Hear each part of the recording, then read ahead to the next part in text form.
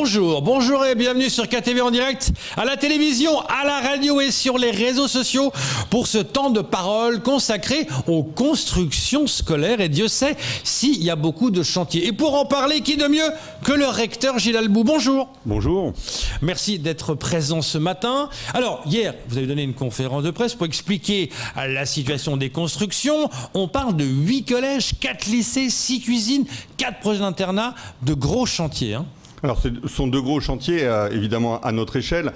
On était hier avec Dominique Bonnet, le préfet, pour relativiser c'est 664 millions d'euros. Je pense que c'est l'ordre de grandeur du deuxième hôpital de Mayotte.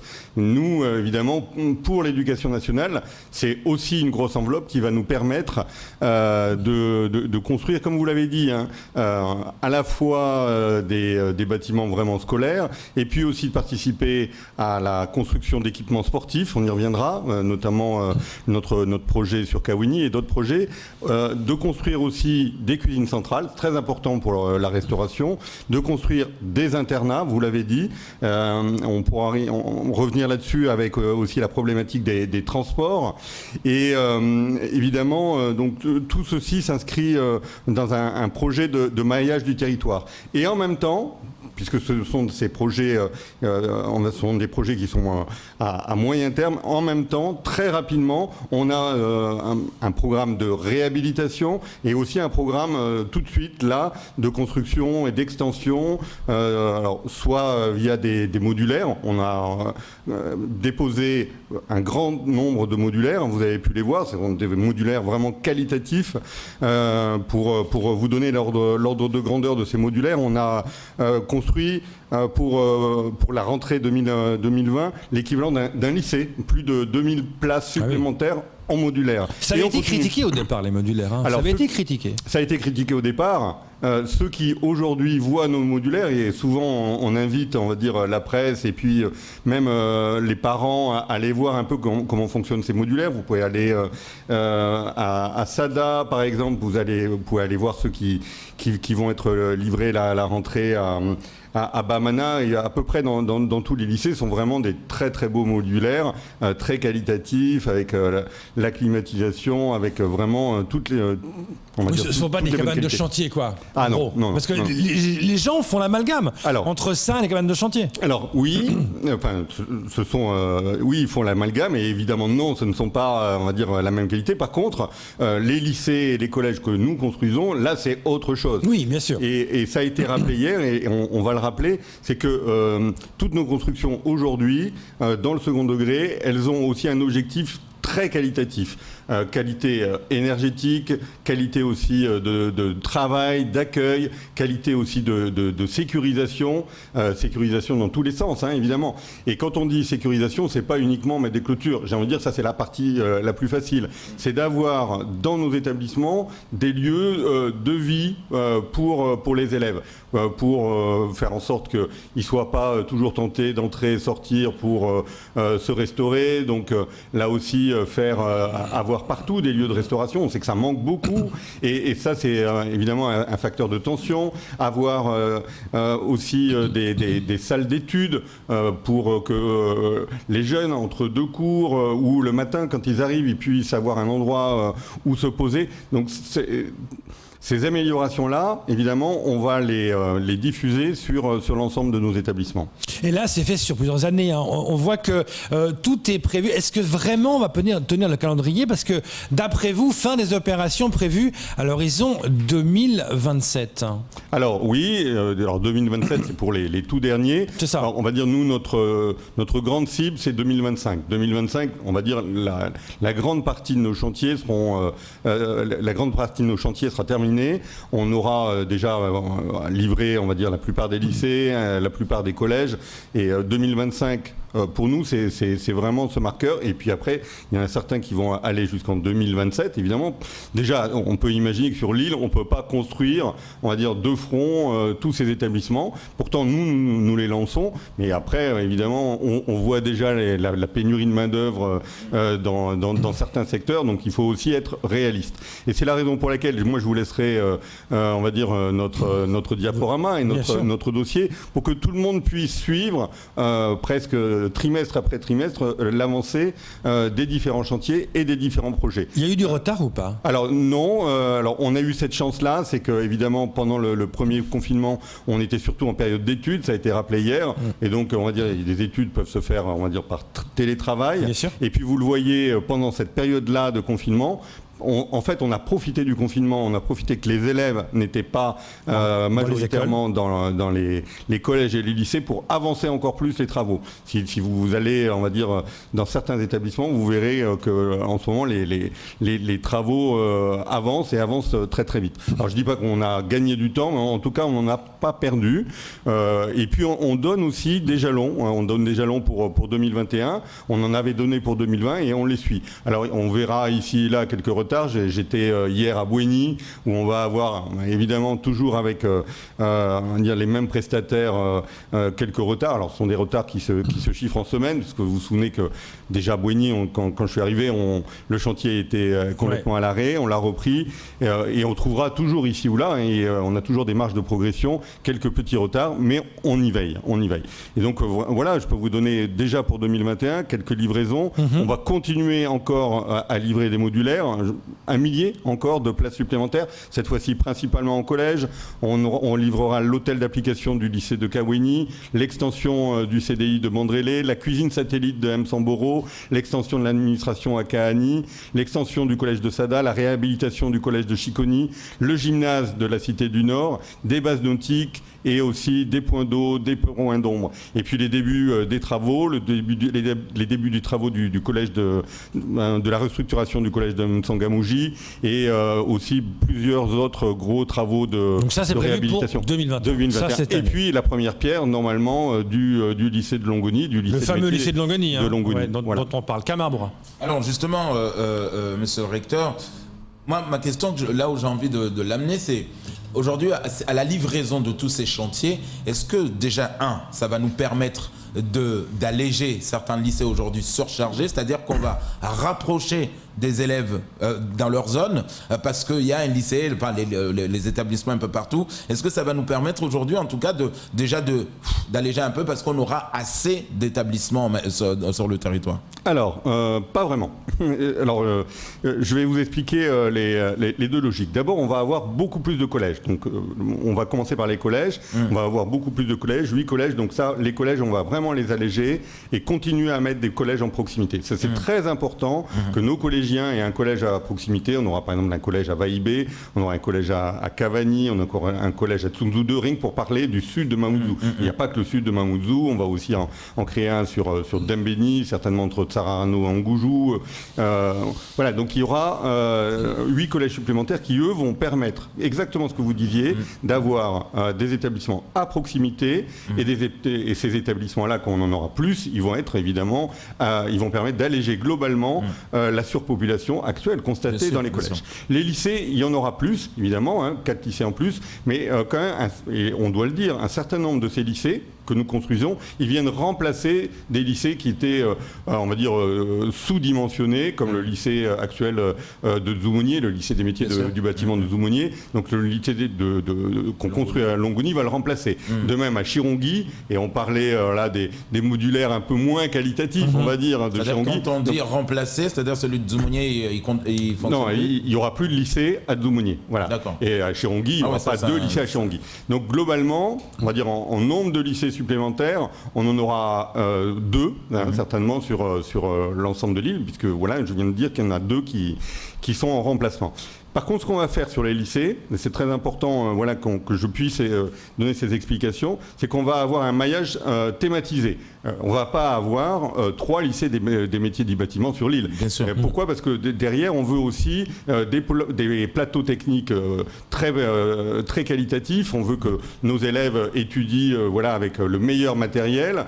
Et puis, des lycées des métiers du bâtiment, sur une île comme Mayotte, c'est déjà, gros, c'est déjà bien. Pareil, on va dire, sur les métiers de l'aérien, pareil sur le futur lycée de la mer, pareil sur le lycée hôtelier de Kawini. Et donc, on va avoir une logique un peu de spécialisation des différents lycées. Et on a tenu à ce que aucune partie du territoire ne soit exclue, on va dire, de cette spécialisation. Chaque lycée aura un peu sa coloration. Et puis, évidemment, il y aura toujours des enseignements généraux. Donc, l'élève qui veut suivre un bac général, évidemment, lui, il aura un lycée à proximité, pas de problème. Par contre, évidemment, celui qui va vouloir faire des études d'hôtellerie, il va continuer à aller au lycée de Kawini, par exemple. D'où l'importance d'avoir des internats. D'où l'importance d'avoir des internats. Donc un internat à Kawini, un internat à Longoni, on en a déjà un à Tsarano, etc., etc. Donc un maillage de l'île. Il y en aura aussi 4 un internat. Alors il y en aura 4 dans le projet de construction. On espère même aller au-delà. Et si je vous montre, et je vous la laisserai, alors évidemment, c'est pas très visuel et on peut pas vous le montrer comme ça. Bien sûr. Mais on a fait une carte. Pour montrer aussi que l'ensemble du territoire sera maillé par les internats. On va rajouter un projet d'internat aussi sur Petite Terre. On en a discuté avec les maires sur Petite Terre, là aussi pour la mobilité. Et donc globalement sur l'île, on aura donc 6 internats. Voilà, il y en aura un à Coconi, donc pour on va dire le centre-ouest, alors et qui sera évidemment sur la thématique agricole. Lycée agricole. On en a toujours un à Tsarano avec les métiers de l'éducation et le numérique. On veut vraiment afficher Tsarano là-dessus. Il y en aura un, on va dire, dans le sud aussi, à Chirongui, un à Longoni, comme on l'a dit, un à Kawini, un sur Petite Terre. Le but, donc vous voyez qu'on a un maillage. Pour ces internats, le but, c'est quoi? C'est d'éviter que les élèves bougent sans arrêt. C'est aussi pour la sécurité. C'est quelque chose d'important et de voulu à Mayotte. Alors, d'abord, on pense à l'élève, évidemment. Et puis après, on pense aussi au transport. L'élève qui se lève aujourd'hui à 4h30 du matin pour rejoindre Mamoudzou, parce que justement, il y a une formation à Mamoudzou qui n'existe pas à proximité de chez lui. Évidemment, cet élève-là, il souffre. Et puis, il est souvent obligé de s'arrêter dans un hub. Parce que s'il habite dans le sud, il n'y a pas. Et on connaît les soucis des hubs. Et donc, avec un élève qui va se lever très tôt, un élève qui va risquer les violences dans le hub, cet élève-là, il est mieux dans un internat. Et attention, dans un internat avec un accompagnement éducatif, pédagogique, avec des tuteurs. Et donc, il sera mieux pour faire ses études, il dormira mieux, il sera plus en sécurité. C'est ce qui se passe déjà à Tsarano.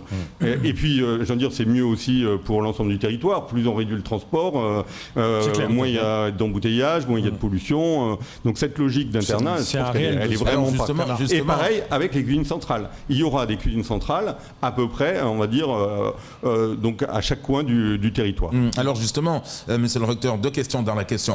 Quand on regarde aujourd'hui le manque du foncier, Dieu merci, vous l'avez, en tout cas, vous contribuez à ce développement pour ces écoles de demain. Pour être complètement objectif, il nous reste encore, vous voyez, sur les 8 collèges, 2 petites incertitudes sur le foncier. C'est plutôt, on a l'embarras du choix, mais tous ces projets-là, je le dis, c'est du concret.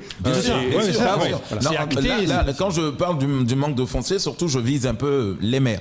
Aujourd'hui, certains maires pensent qu'il faut enlever l'existant, c'est-à-dire les vieilles écoles d'avant, et construire en hauteur, c'est-à-dire étage, pour pouvoir occuper l'espace au lieu de chercher d'autres fonciers ailleurs. Mais moi, j'aimerais qu'on parle un tout petit peu, monsieur le recteur, du centre universitaire. On sait qu'aujourd'hui, pareil, nos étudiants ont besoin d'internats, ont besoin d'espace à cet endroit. Est-ce que là aussi, le projet va s'orienter vers le CIUFR? Alors évidemment, on discute beaucoup avec la direction du CIUFR. Ce ne sont pas les mêmes budgets. Et on a beaucoup discuté avec le président du conseil départemental là aussi. Et on partage la même stratégie. Là aussi, c'est une stratégie de maillage du territoire. Notre politique, notre volonté, c'est d'avoir, on va dire, un certain nombre de facultés. Le CIUFR, s'il se développe, et on peut l'espérer rapidement vers une université de plein exercice, il aura à terme des facultés, une faculté d'éducation, une faculté de droit, une faculté de sciences, et on peut l'espérer aussi un IUT. Et si je parle par exemple de l'IUT, c'est qu'on voudrait inclure dans le projet de construction du lycée de M'Sangoumouji un IUT. Un IUT. Ah oui. Et donc, c'est notre projet. Et donc là-dessus, on embarque le CIUFR en leur disant, voilà, nous, on est en train de construire un lycée à M'Tsangamouji.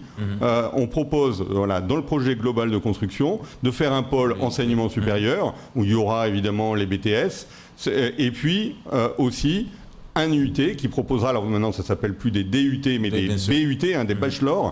Et donc on compte, alors on ne va pas attendre que le nouveau lycée soit ouvert, parce que vous savez qu'il faut qu'on développe le centre universitaire, il faut qu'on propose aussi à la population et aux jeunes Mahorais la possibilité de continuer leurs études sur place. Et donc j'espère, pour la rentrée 2022, avoir déjà la possibilité d'ouvrir un BUT, donc qui serait plutôt dans le côté nord-ouest, actuellement sur Aqua, on peut imaginer, puisque le lycée est sur Aqua, et très rapidement sur le lycée de M'Tsangamouji. Donc vous voyez que cette logique de maillage du territoire, on veut la transférer, on veut l'aligner avec aussi une logique de maillage du territoire au niveau du CUFR. On a déjà quelques projets, mais là, les enveloppes budgétaires ne sont pas les mêmes. Ce qu'on a fait à M'Tsangamouji, ce qu'on va faire à M'Tsangamouji, c'est un peu une exception, mais on va essayer de le faire, avec les différentes... Je vais sourire, je vais sourire avec vous, mais est-ce que tous nos lycées vont avoir... entre guillemets, la gueule du lycée de Boni, du collège de Boni. Il est magnifique c'est dommage que vous ne soyez pas venu hier, mais alors... C'est dommage que vous ne soyez pas venu hier parce qu'on vous aurait montré les images. Parce qu'on a déjà les images. On a déjà aujourd'hui, évidemment, un certain nombre d'architectes qui travaillent. Alors sur le lycée des métiers du bâtiment à Longoni, moi je vous invite, et j'invite tout le monde, parce que c'est le long de la route, il y a déjà l'emplacement du futur lycée, et on a construit un petit phare de démonstration. Donc qui pointe l'entrée du lycée. Alors, en plus, il a été fait avec des matériaux de récupération, donc l'ancienne mairie de Sada. Donc, on a repris les poutres de l'ancienne mairie de Sada, déjà pour montrer un peu comment le lycée sera fait, avec vraiment des matériaux durables, donc beaucoup de bois, beaucoup de briques en terre compressée, et puis vraiment, à chaque fois, chaque bâtiment avec une identité visuelle et architecturale. Allez le voir, allez voir la maquette qui est, et le lycée des métiers du bâtiment, et sera vraiment très qualitatif. De même sur le lycée de Kwalé, sur lequel on travaille. Et alors je peux vous montrer aussi les plans et ce qu'on a déjà comme visuel du futur lycée de Chirongui. Alors là, c'est magnifique, vraiment magnifique. Ouais. Gilles Albou, on est en plein confinement. Les écoles, on sait, ont été fermées. Il y a des semaines de vacances qui vont arriver. Et il y aura la rentrée dans 2 semaines. 2 questions. Comment va se passer ces semaines de vacances et comment va se passer la rentrée scolaire ? Alors je vais vous répondre, mais comme je suis passionné par ces constructions, allez voir aussi le projet sur Kawini et les bâtiments, déjà, ce sur quoi on travaille à Kawini pour l'internat et pour le gymnase. Là aussi, c'est vraiment magnifique et on aura vraiment un plateau de Kawini magnifique. Pendant les vacances, moi ce que je dis déjà, nos enseignants, ils se sont mobilisés très fortement. Mais vraiment, il faut le dire, parce qu'on parle toujours des quelques-uns qui évidemment, on va dire, sont le contre-exemple et l'exception. Mais nos enseignants, dans leur presque totalité, se sont beaucoup impliqués. Donc les vacances, c'est aussi pour se reposer. Et puis, la 2e semaine des vacances, évidemment, on va commencer à réouvrir les écoles pour les stages de réussite. Donc c'est dans un format très réduit, un peu le même format qui existe actuellement pour l'accueil des enfants des personnels soignants. Donc des stages de réussite pour les élèves qui, on va dire, ont un peu décroché, qui ont des difficultés, qui veulent se remettre à niveau avant la rentrée. Donc ça... ce sera mis en place que la 2e semaine. On va essayer de le proposer au maximum, puisqu'on sent qu'il y a beaucoup de demandes, parce qu'il y a beaucoup d'élèves qui veulent un petit peu se remettre à niveau, beaucoup de familles qui poussent là-dessus. Et évidemment, pendant les vacances, on continue aussi à accueillir les enfants des personnels soignants, parce que, comme on le voit dans l'hôpital, la pression ne baisse pas encore sensiblement. Et puis, comment on prépare la rentrée ? Nous allons avoir cet après-midi une réunion avec les organisations syndicales dans le cadre du CHSCT, où on présentera nos nouvelles mesures en fait de renforcement avec un protocole sanitaire encore plus strict. On sait maintenant qu'à Mayotte, le variant sud-africain, et c'est ce que dit Dominique Voynet, il est majoritaire. Donc nous, on va adapter notre protocole en partant du principe que chaque cas, c'est quand même probablement un cas sud-africain.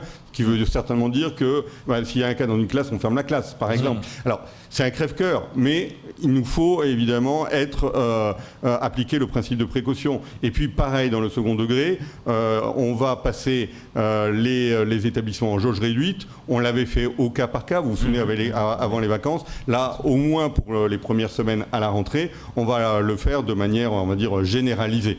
Et puis, j'insiste beaucoup, on a mis des moyens humains conséquents. On a une cellule de 6 personnes à temps plein au niveau du rectorat pour faire de la veille sanitaire, donc suivre les cas contacts, coordonner la mobilisation des équipes de tests, puisqu'on va faire des tests massifs, et aussi coordonner nos services civiques, puisque le préfet en a parlé avec les brigades de mobilisation sanitaire, qu'on nous aurons aussi dans nos établissements, pour veiller au bon respect des gestes barrières, pour nous alerter aussi si ici ou là il y a des problèmes de nettoyage dans telle ou telle école, et pour qu'on puisse, avec les acteurs du terrain, réagir au plus vite. Donc on va travailler sur ces, on va dire, 3 aspects. Évidemment, être très réactif sur les fermetures de classe, avoir vraiment une équipe fortement mobilisée pour, là aussi, pouvoir prendre très rapidement les bonnes décisions en termes d'intervention, s'il manque du gel, s'il manque des masques, parce qu'on sait que voilà, la logistique, c'est aussi un point très important. S'il faut nettoyer, s'il faut sur-nettoyer, désinfecter telle ou telle salle de classe, et puis la réduction de jauge. Voilà les 3 grandes axes. Donc une rentrée en réduction, une rentrée progressive, c'est ça? Alors, elle sera progressive. Pas ouvrir toutes les classes d'un coup? Dans le premier degré, si, bien sûr. Okay. Mais alors, avec là aussi, il faudra qu'on travaille avec les maires pour qu'il n'y ait pas d'attroupement le jour de la rentrée. Et dans le second degré, on sera à partir de la 4e avec des élèves qui viendront un jour sur 2. Merci beaucoup. Je voulais juste rapidement, monsieur le recteur, avec la difficulté actuellement au niveau du Parcoursup, est-ce que le délai va être revu ou on le laisse comme ça? Alors le délai, il est national, et vous savez que sur Parcoursup, nous avons nos professeurs principaux, les lycées sont mobilisés, et même pendant les vacances, dans un grand nombre de lycées, les élèves pourront continuer à aller dans les lycées pour compléter leurs vœux, avoir des conseils pour leurs lettres de motivation, pour leur CV. Donc nous, les indicateurs que nous avons aujourd'hui montrent que nous sommes plutôt en avance par rapport à l'an dernier. L'an dernier, à la même heure, on n'était pas du tout confinés. Donc pour l'instant, on n'est pas en retard. Et là aussi, je souligne le gros travail qui a été fait par nos équipes pour permettre à nos jeunes, justement, de ne pas se mettre en difficulté sur l'orientation. Nous avons un numéro vert, vous pouvez le rappeler, pour Parcoursup, un pour la continuité pédagogique. Et donc, évidemment, là-dessus, tout est sur notre site et il faudra les rappeler. Oui, aussi, il y a le numéro vert pour Parcoursup, etc. Et donc, les élèves qui ont des questions, ils appellent ce numéro vert, et derrière, évidemment, on les guidera. C'est important. Et il y a juste un petit message sur Facebook. Je confirme qu'il n'y a pas de nettoyage. Les mairies sont responsables. Écoutez, il y a des mairies qui... Moi, je vois toujours la progression sur cette île.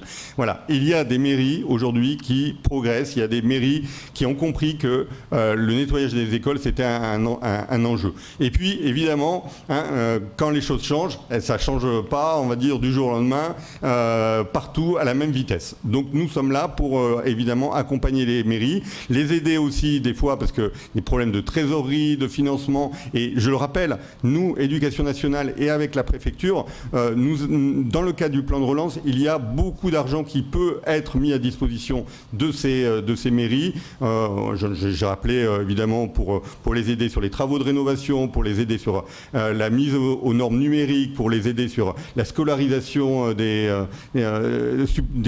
enfants supplémentaires. Donc il y a beaucoup de points d'entrée pour les aider aussi sur le financement. Il faut que ces mairies nous sollicitent, il faut qu'on les accompagne, y compris justement sur le nettoyage. On sera très vigilant, comme je l'ai dit, et cette équipe de 6 personnes, elle va vraiment être fortement mobilisée pour, quand on nous signalera, comme votre auditeur, que dans tel ou tel endroit, eh bien, le ménage n'est pas fait, qu'on puisse tout de suite réagir et apporter une réponse. C'est très très important. Merci beaucoup, monsieur le recteur, d'être venu ce matin pour nous parler. C'est tout pour ce temps de parole. Tout de suite, la suite de nos programmes.